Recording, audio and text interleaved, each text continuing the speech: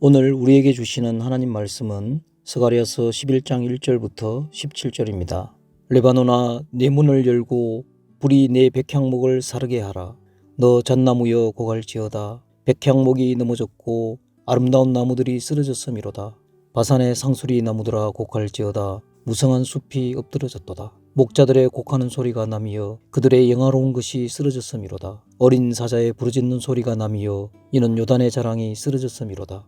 여호와 나의 하나님이 이르시되 너는 잡혀 죽을 양떼를 먹이라. 사들인 자들은 그들을 잡아도 죄가 없다 하고 판자들은 말하기를 내가 부요하게 되었은즉 여호와께 찬송하리라 하고 그들의 목자들은 그들을 불쌍히 여기지 아니하는도다. 여호와가 말하노라. 내가 다시는 이 땅 주민을 불쌍히 여기지 아니하고 그 사람들을 각각 그 이웃의 손과 임금의 손에 넘기리니 그들이 이 땅을 칠지라도 내가 그들의 손에서 건져내지 아니하리라 하시기로 내가 잡혀 죽을 양떼를 먹이니 참으로 가련한 양들이라. 내가 막대기 둘을 취하여 하나는 은총이라 하며 하나는 연합이라 하고 양떼를 먹일세. 한 달 동안에 내가 그 세 목자를 제거하였으니 이는 내 마음에 그들을 싫어하였고 그들의 마음에도 나를 미워하였음이라. 내가 이르되 내가 너희를 먹이지 아니하리라. 죽는 자는 죽는 대로 망하는 자는 망하는 대로 나머지는 서로 살을 먹는 대로 두리라 하고 이에 은총이라는 막대기를 취하여 꺾었으니 이는 모든 백성들과 세운 언약을 폐하려 하였음이라.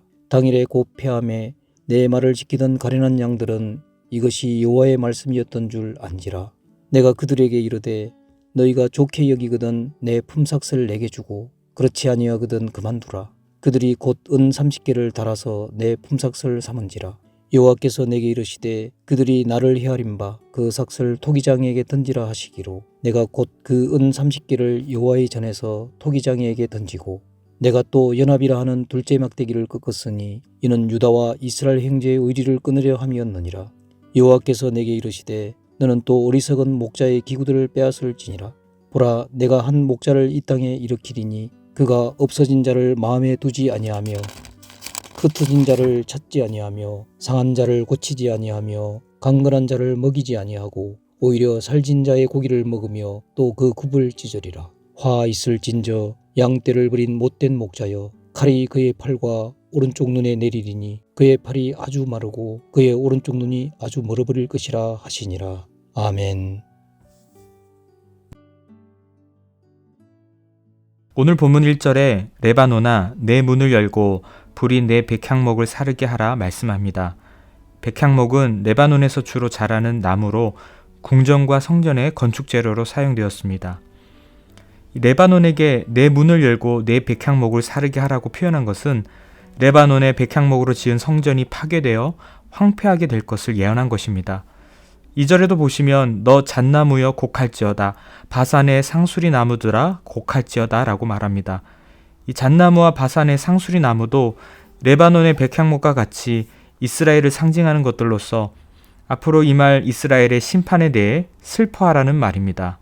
곡할지어다에 해당하는 히브리어 헬렐은 그 땅을 휩쓰는 광포한 심판에 대해 나무들을 통해 우는 바람 소리를 연상시키는 단어입니다. 이러한 표현을 보더라도 이스라엘에 임할 하나님의 심판이 얼마나 무섭고 철저한 것인가를 보여주고 있습니다. 그런데 어제 10장에서 이스라엘이 여호와를 의지하여 회복할 것을 예언했다가 오늘 11장에서 갑자기 하나님의 심판에 대해 선포하고 있는 것일까요? 이같이 상반되는 예언이 앞뒤에 배치된 것은 원칙적으로 하나님의 백성들은 복을 경험할 것이나 이 복의 때를 죄 짓는 기회로 악용하는 자들은 큰 형벌을 받을 것임을 보여주기 위함이었습니다. 스가랴 선지자의 예언대로 이스라엘은 포로 귀환 이후 어려운 가운데서도 성전을 재건하는 것을 중심으로 하나님의 긍휼을 체험하였습니다.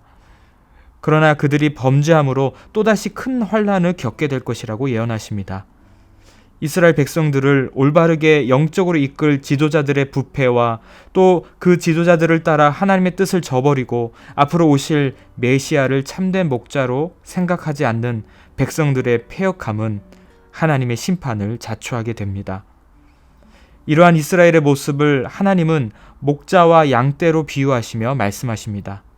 그래서 스가랴 선지자에게 목자의 역할을 통해서 상황극을 연출하십니다. 하나님은 스가랴에게 이제 곧 잡혀 죽을 양떼를 먹이는 선한 목자가 되라고 말씀하십니다.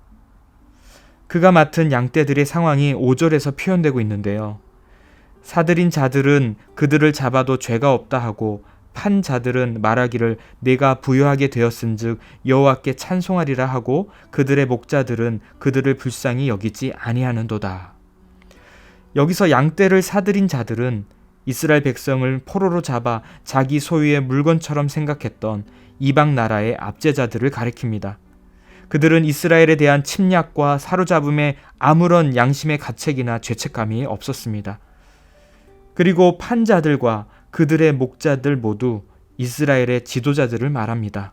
그들은 자신의 백성을 마치 상품처럼 이용하여 이방 압제자들의 편에서 부당한 이득을 취하였습니다. 심지어 그렇게 해서 부유하게 되었다고 하나님께 찬송과 감사를 드리는 착각과 오만함을 보여줍니다. 여기에 백성들이 심각한 상태에 처해 있음에도 불구하고 전혀 불쌍하게 여기지 않고 오직 자신들의 이기적 정욕에만 빠져 있습니다. 스가랴는 이처럼 잡혀 죽을 상황에 놓인 양떼들을 돌봐야만 했습니다. 마치 예수님께서 이 땅에 오셔서 억압당하고 고통당하는 백성들을 돌보시는 목자와 같이 스가랴도 참된 목자의 역할을 하게 됩니다.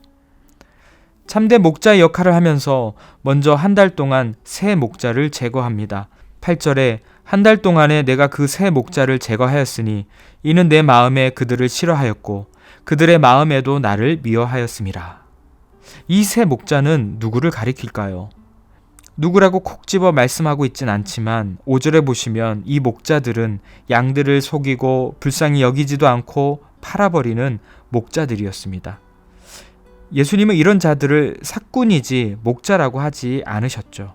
요한복음 10장 12절에 삭군은 목자가 아니요 양도 제 양이 아니라 이리가 오는 것을 보면 양을 버리고 달아나나니 이리가 양을 물어가고 또 해치느니라. 이처럼 삭군은 양이 어떻게 되든지 신경 쓰지 않고 시간만 채우려고 합니다. 심지어 이리가 양떼를 덮칠 때 가장 먼저 도망갑니다. 이런 사실로 미뤄보아 여기서 새 목자는 당시 이스라엘의 부패한 지도자들, 곧 왕, 제사장, 선지자들을 가리킵니다. 그리고 스가랴는 두 개의 지팡이를 취하여 하나는 은총이라는 이름과 또 하나는 연합이라는 이름을 붙여 양떼들을 칩니다. 은총에 해당하는 히브리어는 영광스러우면서도 아름다운 모습을 가리킬 때도 사용되었습니다. 여기서 목자의 지팡이를 상징하는 말로 은총이란 단어가 사용된 것은 하나님과 이스라엘 백성과 맺으신 언약이 영광스럽고 아름다운 것임을 드러내기 위함입니다. 본래 하나님이 당신의 백성과 언약을 맺으신 것은 사랑과 은혜 때문이었습니다. 이 은혜가 있었기에 언약은 영광스럽고 아름다운 것이었습니다. 또 하나의 지팡이 이름은 연합이었습니다. 이 연합은 결속을 의미합니다.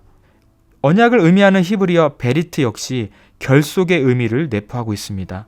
이스라엘 백성들은 하나님과의 언약 속에서 서로 강하게 결속되어 있습니다. 이 언약 속의 연합이 없이는 하나님의 백성이라는 정체성을 상실해버립니다. 이것은 북이스라엘과 남유다가 나눠지고 대적들의 손에 멸망할 때 이미 경험했던 일입니다.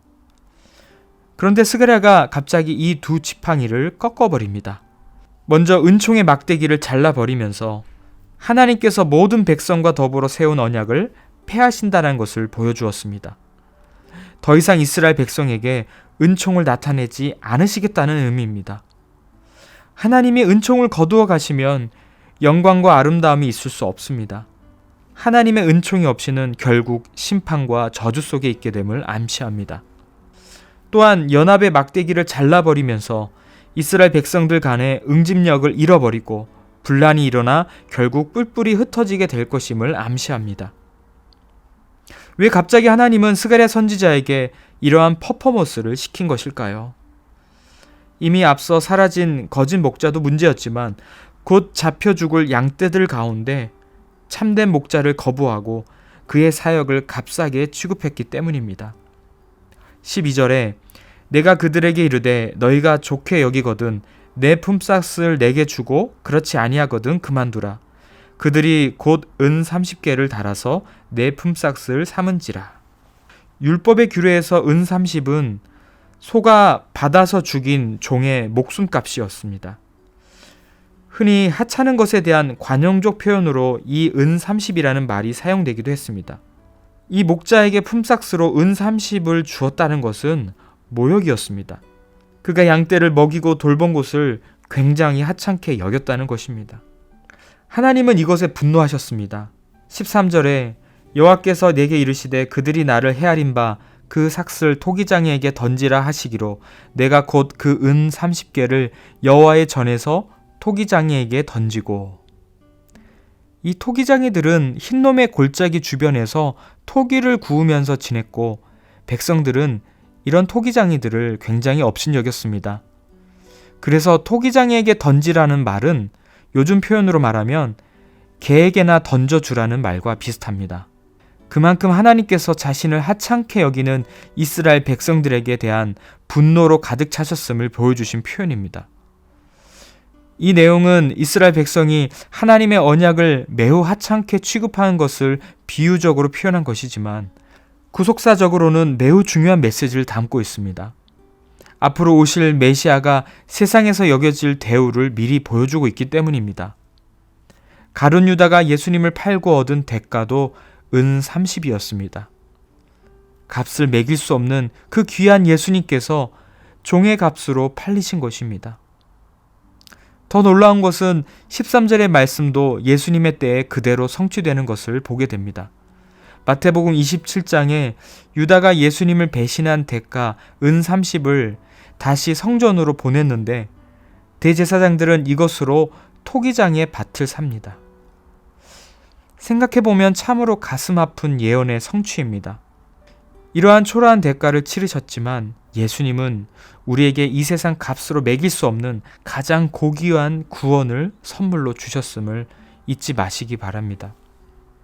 오늘 스가랴 선지자는 은총과 연합이라는 지팡이를 꺾어버림으로 하나님의 엄중한 심판을 경고하였습니다. 이것은 당시 이스라엘 지도자들이 참된 목자의 역할을 하지 못하였고 또 이스라엘 백성들은 참된 목자이신 예수님을 배척함으로 하나님의 언약을 하찮게 여겼기 때문입니다. 그렇다면 이와 반대로 예수님을 믿고 따라가는 인생에는 예수님이 우리의 선한 목자 되어주셔서 지팡이와 막대기로 우리를 끝까지 지켜주신다는 것을 깨닫게 해주십니다. 시편 23편 4절에 내가 사망의 음침한 골짜기로 다닐지라도 해를 두려워하지 않을 것은 주께서 나와 함께 하심이라 주의 지팡이와 막대기가 나를 안위하시나이다. 아멘. 예수님은 오늘도 우리의 선한 목자 되어주셔서 은총의 지팡이와 연합의 막대기로 우리를 지켜주고 계십니다. 하나님은 예수님을 통해 구원의 은총을 베풀어 주셨습니다. 하나님의 은혜가 아니고서는 설명할 수 없는 놀라운 역사입니다. 그리고 예수 그리스도께서 십자가에서 흘리신 피로 저와 여러분은 연합을 이루고 있습니다. 그래서 각 지체가 연합하여 그리스도의 몸된 교회로 지어져 가고 있습니다. 세상이 끝을 향해 갈수록 거짓 선지자와 적그리스도와 같은 악한 목자들이 판을 치고 있습니다. 양떼를 돌봐야 할 자들이 하나님이 주신 본분과 사명을 망각하고 있습니다. 여기에 많은 성도들이 분별력을 잃고 악한 목자를 따라가는 안타까운 일이 벌어지고 있습니다. 부디 하나님의 은총과 연합의 막대기가 꺾이지 않도록 우리는 깨어 기도해야 할 것입니다. 우리가 바라보고 따라가야 할 참된 목자는 오직 예수 그리스도 한 분밖에는 없습니다. 교회가 먼저 하나님의 은총에 기대어 예수 그리스도와의 연합을 회복해야 할 것입니다. 오늘도 참된 목자 되신 예수 그리스도 안에서 하나님의 놀라운 은총과 연합을 누리시는 복된 하루 되시길 간절히 소망합니다.